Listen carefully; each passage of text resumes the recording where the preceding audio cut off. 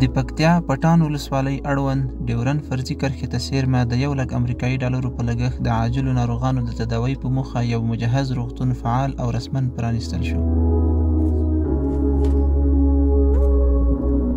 دغه روغتون په پټان ولسوالۍ کې د ګاونډي هیواد پاکستان ته د اوښتونکو عاجلو ناروغانو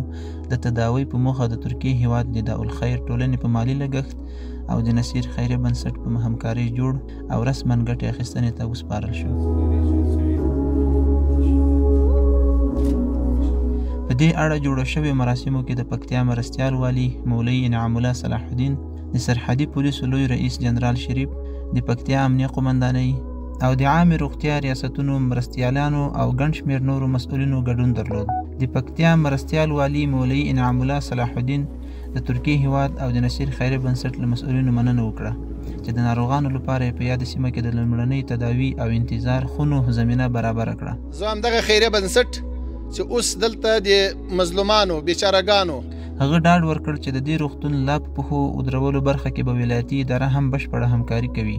او د روغتون طبي پرسونل څخه یې غوښتنه وکړه چې د ناروغانو تداوی او دغه راز د پایوازانو لپاره جدي پاملرنه وکړي څو هیڅ ناروغ او ورسره پایوازې له ستونزو سره مخ نشي. د خدای جل جلاله مخلوق سره ډېر ښه کوي. په الله قسم چې د خدای له مخلوق سره څوک ښه کوي هره نوعه. دغه راز مرستیال والي له اړوندو مسؤلینو غوښتنه وکړه چې د ناروغانو او نورو مسافرو لپاره د په یاده سرحدي سیمه کې لا نور اسانتیاوې هم برابرې کړي. د سرحدي پولیسو لوی رئیس جنرال حاجي شریف د دې روغتون پرانیستي مراسمو کې له امنیتي ځواکونو او نورو مسؤلینو وغوښتل چې د ګاونډي هیواد پاکستان ته د اوښتونکو ناروغانو او ولس سره ښه چلند او رویه ترسره کړي.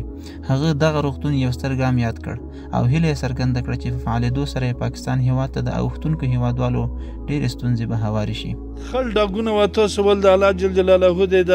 انجینر صاحب ته اجرونه ورکړي، د مولوي صاحب عزیز ته نصیر خیریه بنسټ دغه خدمت دلته وکړو.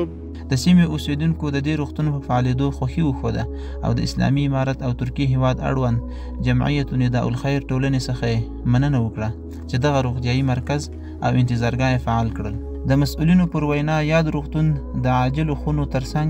د ښځینه و انتظار لپاره په ځانګړو عصري اتاقونو، مجهز لابراتوار، درملتون، مسجد شریف او نور اړوند سهولتونه موجود دي چې په شاوخوا 1.5 جرب ځمکه کې په اساسي ډول رغول شوی.